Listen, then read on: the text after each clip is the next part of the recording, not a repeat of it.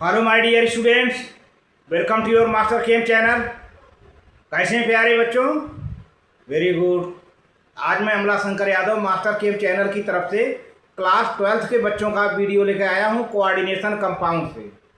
आज के वीडियो हमारा डिस्कशन होगा प्यारे बच्चों, draw back of valence bond theory. Valence bond theory की क्या क्या कमियां रहीं। इसके पहले हमने वैलेंस बॉन्ड थ्योरी का डिस्कशन किया, वीडियो आपके पास भेजा, और वैलेंस बॉन्ड थ्योरी से based octahedral, tetrahedral, square planar और पेंटागोनल बाईपिरामिडल, इस तरह का हमने ट्राइगोनल, पेंटागोनल नहीं, ट्राइगोनल बाईपिरामिडल ज्योमेट्री के कोऑर्डिनेशन कॉम्प्लेक्सेस का डिस्कशन किया है आपसे और बताया। अब यहाँ पर ये सब कॉम्प्लेक्सेस बने। अब यहाँ पर एक प्रॉब्लम आती है कि आखिर वैलेंस बॉन्ड थ्योरी में कमियां क्या छूट गई। देखिए, वैलेंस बॉन्ड थ्योरी में आपने देखा होगा कि कभी कभी इनर डी ऑर्बिटल का इलेक्ट्रॉन जो है पस हो करके आउटर डी ऑर्बिटल में इलेक्ट्रॉन आ जाता है,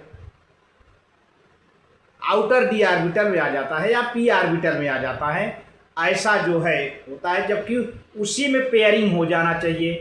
तो कुछ ढेर अन्य सारी कमियां हैं जिसका डिस्कशन हम आज के वीडियो में आपको देने जा रहे हैं। और इस कमियों को दूर हुआ CFT क्रिस्टल फील्ड थ्योरी में, इस कमी को दूर किया गया, जिसका आप वीडियो लेक्चर नंबर 30 में पाएंगे, जिसका हम डिस्कशन लेक्चर नंबर 30 में करेंगे।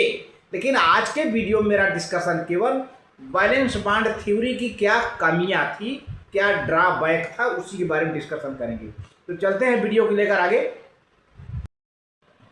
हाँ प्यारे बच्चों, तो ये क्लास 12th है, लेक्चर नंबर 29 और चैप्टर का नाम है coordination compound. Drawback of valence bond theory बहुत ज़्यादा बोर्ड के एग्जामिनेशन में क्वेश्चन आता है। बोर्ड के एग्जामिनेशन में खूब क्वेश्चन आता है, छाया रहता है पेपर में। तो प्यारे बच्चों, आप इसको सावधानी से कॉपी कलम लेकर बैठ जाइए, एक एक पॉइंट समझ समझ कर लिखिए। तो देखिए पहले क्या कहा जा रहा है, क्या कमियां रही। Although valence bond theory successfully explains the geometry और shape and magnetic behavior of the coordination compounds, but it has number of shortcomings which are as follows। यहाँ ये बताई जा रही है कि वैलेंस बॉन्ड थ्योरी ने काफ़ी सफलतापूर्वक ज्योमेट्री का एक्सप्लानेशन किया, शेप का एक्सप्लानेशन किया, यहाँ तक कि मैग्नेटिक बिहेवियर का भी एक्सप्लानेशन किया। लेकिन फिर भी but it has number of shortcomings, फिर भी कुछ कमियां रह गई इसमें। और जो कि क्या कमियां हैं आप देखिए। अब यहाँ से कमियां शुरू होता है पॉइंट नंबर 1 से प्यारे बच्चों। ये कमियां क्या है, इसी कमियों को आपको जानना है। देखिए, it can not explain why some complexes of metal ion in particular state, in particular oxidation state are low spin. मतलब इस थ्योरी ने ये नहीं बताया कि कोई मेटल आयन अपने एक विशेष ऑक्सीडेशन स्टेट में लो स्पिन करता है, लो स्पिन कॉम्प्लेक्स बनाता है। लो स्पिन का मतलब होता है कि इलेक्ट्रॉन पेयर्ड हो जाएंगे, स्पिनिंग कम होगी, इलेक्ट्रॉन की ज़्यादातर ज़्यादा डाईमैग्नेटिक होंगे जो है। तो लो स्पिन और inner orbital complexes, inner orbital complexes है। While some other complexes of the same metal, बाकी उसी मेटल का उसी ऑक्सीडेशन स्टेट में दूसरे कॉम्प्लेक्स आयन जो है हो जाएंगे क्या, they form high spin complexes. उसी सेम ऑक्सीडेशन स्टेट, वही मेटल रहेगा, ऑक्सीडेशन स्टेट भी वही रहेगा, लेकिन हाई स्पिन कॉम्प्लेक्स बनाएगा। देखिए, एक ही मेटल उसी ऑक्सीडेशन स्टेट पर लो स्पिन कॉम्प्लेक्स बनाता है और हाई स्पिन कॉम्प्लेक्स बनाता है। ये मामला जो है इस थ्योरी ने नहीं एक्सप्लेन किया। Inner orbital complexes, outer orbital complex नहीं बता पाई। अब देखिए एग्जाम्पल के तौर पर देखा जाए, एग्जाम्पल के तौर पर that is outer orbital complex. For example ये हेक्सामाइन कोबाल्ट, हेक्सामाइन कोबाल्ट यहाँ पर है। देखिए यहाँ पर सेंट्रल मेटल क्या है, कोबाल्ट है। अमोनिया है, स्ट्रांग फील्ड लिगैंड है। Is a low spin complex, ये कॉम्प्लेक्स कैसा है, लो स्पिन कॉम्प्लेक्स है। That is inner orbital complex, मतलब इसमें इनर डी ऑर्बिटल के ऑर्बिटल हाइब्रिडाइजेशन में पार्टिसिपेट किए हैं। Inner D orbital involving D2sp3 hybridization, इसमें कैसा हाइब्रिडाइजेशन है, D2sp3 हाइब्रिडाइजेशन है। अब देखिए, अब यही व्हाइल COF6 यानी हेक्साफ्लोराइडो कोबाल्टेट इज हाई स्पिन। अब आप देखिए दोनों कॉम्प्लेक्स में कोबाल्ट है, यहाँ भी कोबाल्ट है और यहाँ भी कोबाल्ट है, ध्यान दीजिएगा दोनों जगह कोबाल्ट है। लेकिन यहाँ पर प्यारे बच्चों स्ट्रांग फील्ड लिगैंड है, यहाँ पर फ्लोराइड जो है वीक फील्ड लिगैंड है ना। तो ये तो बाद में पता चला ना, लेकिन ये बैलेंस बॉन्ड थ्योरी नहीं बता पाया कि आखिर हेक्सामाइन कोबाल्ट लो स्पिन क्यों है, और यही मेटल उसी ऑक्सीडेशन स्टेट में हेक्साफ्लोराइडो कोबाल्टेट हाई स्पिन क्यों बना रहा है ना। ये प्रॉब्लम इस थ्योरी ने नहीं सॉल्व किया। आउटर डी ऑर्बिटल है, ये आउटर डी ऑर्बिटल कॉम्प्लेक्स है, ये कॉम्प्लेक्स आउटर डी ऑर्बिटल है, माने आउटर डी ऑर्बिटल हाइब्रिडाइजेशन में काम पार्टिसिपेट करता है, अर्थात sp3d2 हाइब्रिडाइजेशन होता है। यहाँ पर sp3d2 हाइब्रिडाइजेशन होता है हेक्साफ्लोराइडो कोबाल्टेट में। As a result of former is diamagnetic, देखा जाए तो पहला वाला डाईमैग्नेटिक है। पहला वाला माने क्या, अरे हेक्सामाइन कोबाल्ट ये डाईमैग्नेटिक है, इसीलिए तो लो स्पिन हो रहा है, इलेक्ट्रॉन पेयर्ड हो गए होंगे, स्पिनिंग कम हो रही है, इनर डी ऑर्बिटल यूज हुआ, इसीलिए तो इसमें D2sp3 हाइब्रिडाइजेशन हुआ है ना। और ये वाला ये वीक फील्ड लिगैंड है, इनर डी ऑर्बिटल का इलेक्ट्रॉन पेयर नहीं हुआ है ना, तो बाहरी डी ऑर्बिटल के ऑर्बिटल यूज हो रहा है हाइब्रिडाइजेशन में sp3d2, तो इलेक्ट्रॉन अनपेयर रह गए। तो ये लास्ट वाला क्या हो गया, पैरामैग्नेटिक, ये पैरामैग्नेटिक हो जाता है और ये डाईमैग्नेटिक हो जाता है, ध्यान दीजिए। इसलिए farmer is diamagnetic, farmer is diamagnetic मतलब पहले वाला, फार्मर मतलब पहला वाला डाईमैग्नेटिक है और लेटर ये पैरामैग्नेटिक है। आप इसको नोट कर लो प्यारे बच्चों, बहुत बढ़िया। While latter is paramagnetic, latter मतलब क्या, वही हेक्साफ्लोराइडो कोबाल्टेट है ना। ये बातें इनर जो है क्या कहते हैं, लो स्पिन और हाई स्पिन के complex same metal same oxidation state में क्यों बनाता है, ये बैलेंस बॉन्ड थ्योरी एक्सप्लेनेशन नहीं दे पाया। अगला क्या है, the magnetic behaviour predicted by balance bond theory is sometimes misleading. Balance bond theory ने जो मैग्नेटिक बिहेवियर जो है प्रिडिक्ट किया, कभी कभी इसमें कुछ कन्फ्यूजन सा लगता है, मिसलीडिंग टाइप का लगता है। For example the square planar complex nickel oxidation state 2 should be diamagnetic, इसे डाईमैग्नेटिक होना चाहिए। And this is because for DsP2 hybridization the two unpaired electrons paired up as follows. देखिए यहाँ पर है, यहाँ पर देख रहे हैं निकिल का एटॉमिक नंबर 28 है, और 1s2 2s2 2p6 3s2 3p6 4s2 3d10 3d8 है। अब इसका या तो आर्गन को ले ले 4s2 3d8, ये आउटर इलेक्ट्रॉनिक कॉन्फ़िगरेशन है। अब इसको बना दिया है ना। अब यहाँ पर क्या होता है कि ये दो इलेक्ट्रॉन अनपेयर्ड हैं, ये दो इलेक्ट्रॉन अनपेयर्ड हैं, तो क्या हुआ, तो यहाँ पर ही हो जाएगा sp3 हाइब्रिडाइजेशन होना चाहिए हाँ कायदे से। लेकिन होता क्या है कि अब ये पेयर्ड हो जाता है, ये पेयर्ड हो जाता है। अगर स्ट्रांग फील्ड लिगैंड है, स्ट्रांग फील्ड लिगैंड है तो ये पेयर हो जाता है, तो ये D खाली हो जाएगा, DS और दो p ऑर्बिटल मिल करके DsP2 हाइब्रिडाइजेशन बनाते हैं, डाईमैग्नेटिक हो जाता है, ये डाईमैग्नेटिक हो जाता है, तो स्क्वायर प्लेनर कॉम्प्लेक्स बन जाता है। Thus we may wrongly assume that all the square planar complexes if nickel oxidation number 2 should be diamagnetic. अगर मान लीजिए हम गलती से मान लें कि जितने भी निकिल +2 ऑक्सीडेशन स्टेट के हैं वो डाईमैग्नेटिक ही होंगे, ऐसा नहीं है ना, डाईमैग्नेटिक नहीं होंगे। अब ये दिस इज एक्चुअली नॉट है, ऐसा नहीं होता है। So some square planar complex nickel oxidation number 2 are known while which are paramagnetic. कुछ ऐसे ही हैं जो कि स्क्वायर प्लेनर हैं, वो पैरामैग्नेटिक भी हैं।